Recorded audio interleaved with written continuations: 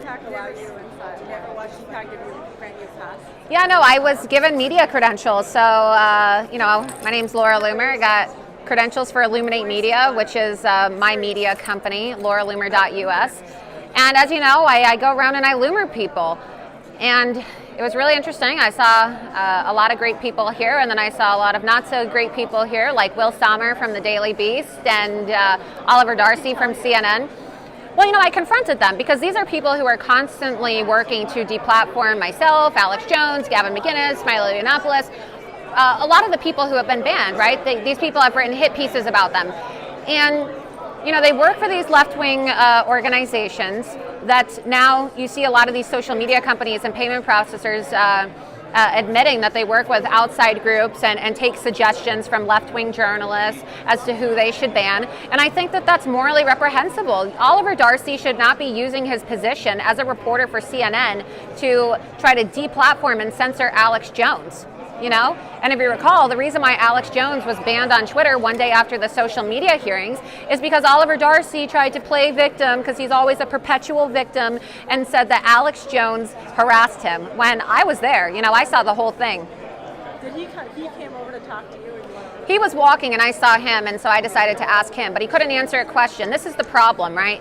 Most of the men in the fake news media, they love to talk on Twitter. They're what you call keyboard warriors. But once you ask them a question to their face and actually start talking to them, they don't have the balls, right? They don't have the balls Will Sommer, at first he was like, oh, I'm getting loomered. I guess it's a life experience. And he was entertaining the interview at first, but then when we asked him to disavow and condemn a guy he knows by the name of Nathan Bernard, who is constantly sexually harassing me and other people online, spread a lie that I have a sex tape with Mike Cernovich, and he refused to condemn him. He wouldn't disavow him, right? And this is a guy who he has retweeted before.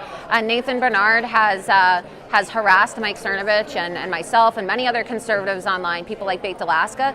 And it's interesting because they're constantly monitoring our online activity to try to get us banned, but they never monitor the left or hold the left accountable for their activity online.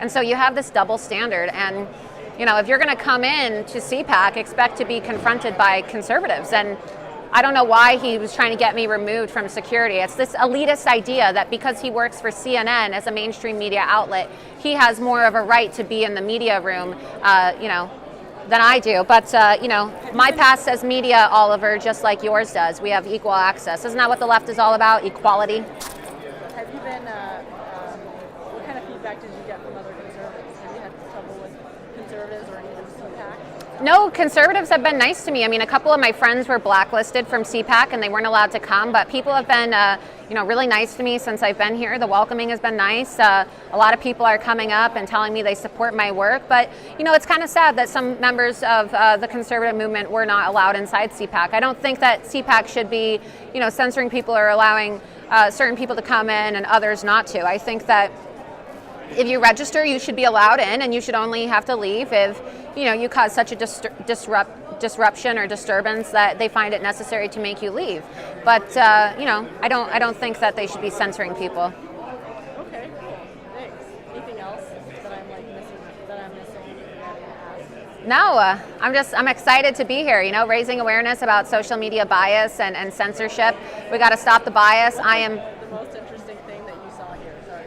The most interesting thing I saw here, well, I don't know, I've seen a lot of really interesting things, but, I find CPAC, I think they need to spice it up a little, right? I think they need to have some non-conventional people speak. And one of the spiciest speeches I saw was Michelle Malkin. I mean, Michelle Malkin was throwing flames, and God, I love her. She's so great, but I think that CPAC needs to be spicier because, last year they wouldn't let Milo Yiannopoulos speak, and I think that they would do much better if they allowed for some of the more controversial, spicy conservatives who have been deplatformed to come and talk. I mean, could you imagine if CPAC hosted Alex Jones? I think they should. I think Matt Schlapp should invite Alex Jones to come speak. We'll see if that happens. Yeah, I hope so. Thanks so much for doing that.